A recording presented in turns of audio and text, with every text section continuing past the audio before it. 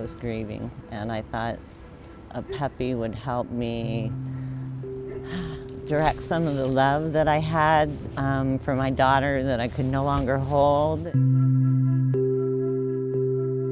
Jeannie Dixon is heartbroken. Last July, her daughter Charlene suddenly died. The 19-year-old went in for knee surgery, and Jeannie says things took a dramatic turn for the worse when she developed a blood clot.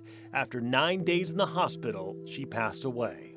I had a lot of guilt because she'd wanted a puppy forever, and it was always, well, next spring, next fall. It was just never a good time, and I had so much guilt. I just thought it was time. She says Charlene always wanted a Newfoundland puppy, so she started her search online and quickly settled on who she thought was a breeder in Oklahoma. She reached out and promptly received a response stating the puppy that she saw was available. The price, $800 for the dog, another $150 for shipping. I was not thinking. I was heartbroken, and I really wanted a puppy. Jeannie shared some of the text showing what unfolded next. She wanted to use PayPal, a secure way to send money. The person on the other end said they didn't have it.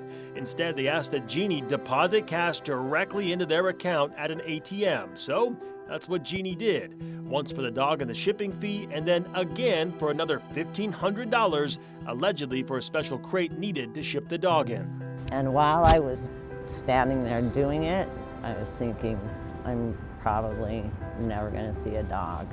But I so wanted to believe that I told this person how desperately I needed this puppy. It's when the alleged breeder asked for another $2,500 for insurance that it finally clicked. There was no dog, and she'd just been scammed out of $2,400.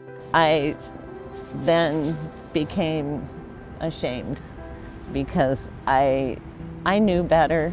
I really did. I was heartbroken. It turns out Jeannie is far from alone. The Better Business Bureau reports that pet scams now comprise 24% of all online scams reported to them, up from 17% the year before.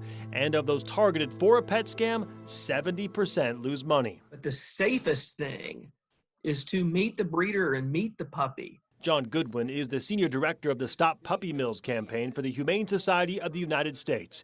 He says while demand for pets has increased during the pandemic, puppy scams have been around for years. We encourage people when they're acquiring a new dog to either first adopt from a shelter or rescue, because you'll be meeting the dog and you'll know the dog exists.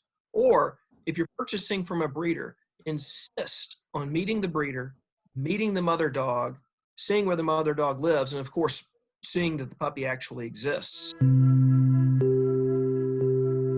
As for Jeannie, she misses her daughter like crazy and says she'll eventually search for a puppy again, but this time she'll meet the dog in person before handing over any money.